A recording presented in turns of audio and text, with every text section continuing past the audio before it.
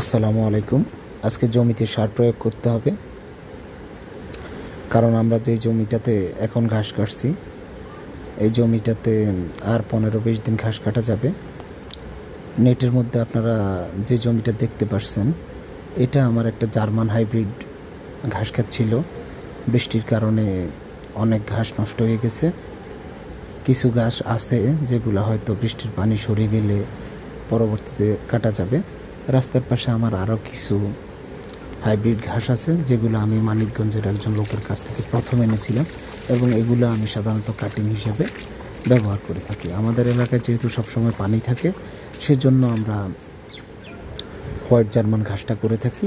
এই ঘাসটা পানিতে অত্যন্ত ভালো ফলাফল দেয় এবং শুকনোতেও মোটামুটি যদি সেচের ব্যবস্থা থাকে তাহলে ভালো ফলাফল পাওয়া যায়। আমি সার মিক্স করতেছি। আমাদের ফার্মের পিছনে আমার একটা ঘাসের জমি আছে, এটাও হোয়াইট জার্মান ক্ষেত। এখানে 66% জায়গা আছে। এই 66% জায়গায় হোয়াইট জার্মান ঘাস লাগানো।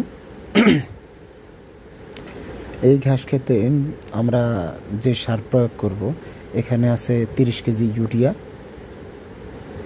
একটা জিপসাম, 3টা দস্তা সার।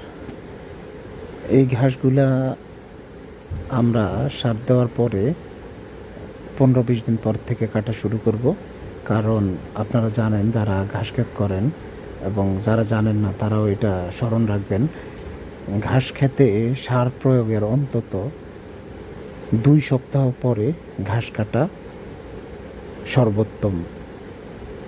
কারণ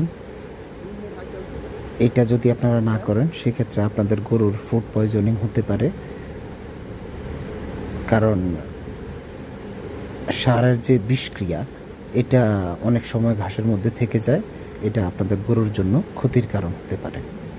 আমরা এখন যে জমিটাতে সার প্রয়োগ করছি এই জমিটাতে আমরা পরিপূর্ণ ফলন পেলে আমরা 1.5 মাস আমাদের ফার্মের ঘাসের চাহিদা এখান থেকে পূরণ হবে।